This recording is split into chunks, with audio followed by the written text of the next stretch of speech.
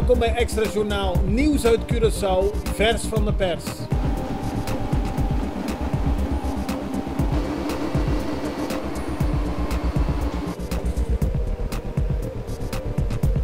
En dit is het nieuws van vandaag. Een 25-jarige vrouw is 's ochtends vroeg op tweede kerstdag door haar oom doodgeschoten. Dat gebeurde in de buurt van Santa Catarina. De oom van 70 jaar oud was al lange tijd boos op de moeder van het slachtoffer. De ruzie ging over de verkoop van enkele geiten. De oom had al een paar keer doodsbedreigingen geuit tegen de moeder, waarbij de politie werd geroepen. Maar de man mocht zijn wapen houden waarvoor hij een wapenvergunning had. Op tweede kerstdag liep de situatie volledig uit de hand en beschoot de oom de auto van de moeder en vuurde hij enkele kogels af op het huis. Daarbij kwam de vrouw om het leven. Op eerste kerstdag, 's ochtends vroeg, is de 23-jarige Marvetti Ignacio omgekomen in het verkeer. Het is het 17e dodelijke verkeersslachtoffer van 2018. De vrouw reed op de Winston Churchillweg keihard tegen een verkeersbord aan. Er waren geen andere verkeersdeelnemers bij betrokken. De vrouw overleed ter plekke. Op videobeelden van het ongeluk is te zien dat de vrouw zonder te remmen tegen het bord aanreed. De politie gaat er daarom vanuit dat ze tijdens het rijden in slaap is gevallen. Voor sommigen de mooiste tijd van het jaar als het vuurwerk weer verkocht mag worden. De afgelopen dagen heeft het multidisciplinaire team met leden van de brandweer, de politie, MEO en BAP verschillende controles uitgevoerd op de verkooppunten van vuurwerk. Zoals bekend mag het vanaf vandaag verkocht worden. De controles gingen er vooral om te kijken of alles in orde was en ook omdat de verkopers alle punten goed hadden ingericht.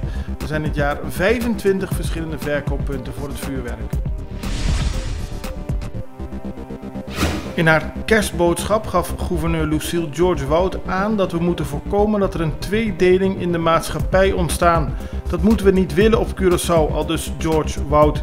Ze stelde dat als medeburgers de aansluiting missen door de achterstand in onderwijs of toegang tot sociale voorzieningen, dat leidt tot ongenoegen en ontwrichting. Dan zien mensen het niet meer zitten en dan kiezen hun eigen weg. Dat moet worden voorkomen. We weten inmiddels ook als gemeenschap maar al te goed hoe dit kan ontsporen. Zo kunnen gescheiden werelden ontstaan en zijn we nog verder van huis, aldus George Wout. In het Caribisch deel van het Koninkrijk is verbaasd gereageerd dat koning Willem-Alexander in zijn kersttoespraak het Caribisch deel van het Koninkrijk niet één keer genoemd heeft. Zelfs het woord Koninkrijk viel niet in zijn kersttoespraak, waarin hij stelde dat Nederland een van de beste landen is ter wereld om te leven. In voorgaande jaren noemde hij meestal wel het Koninkrijk en in 2017 ging hij nog in op de situatie op Sint Maarten, Sint Eustatius en Saba. Coco Valentin heeft een contract van $4 miljoen getekend om te kunnen blijven spelen bij de Tokyo Yakult Swallows in Japan. Valentin had een goed seizoen achter de rug en daarom heeft hij een verhoging gekregen bij deze contractverlenging. Valentin speelt al sinds 2010 voor de Japanse club. In verschillende steden in Venezuela is vannacht een aardbeving gevoeld. De aardbeving had een kracht tot 4,9 op de schaal van Richter en was in verschillende steden te voelen. Onder meer in Caracas gingen verschillende mensen het huis uit toen ze de schokken voelden. Tot nu toe zijn er weinig verhalen over grote schade. Dit was Extra Journaal met nieuws uit Curaçao in het Nederlands, elke doordeweekse dag. Tot de volgende keer. Vida. Tayeng di pregunta y yen di reto. Nos turque crece. Nos turque millón mañana.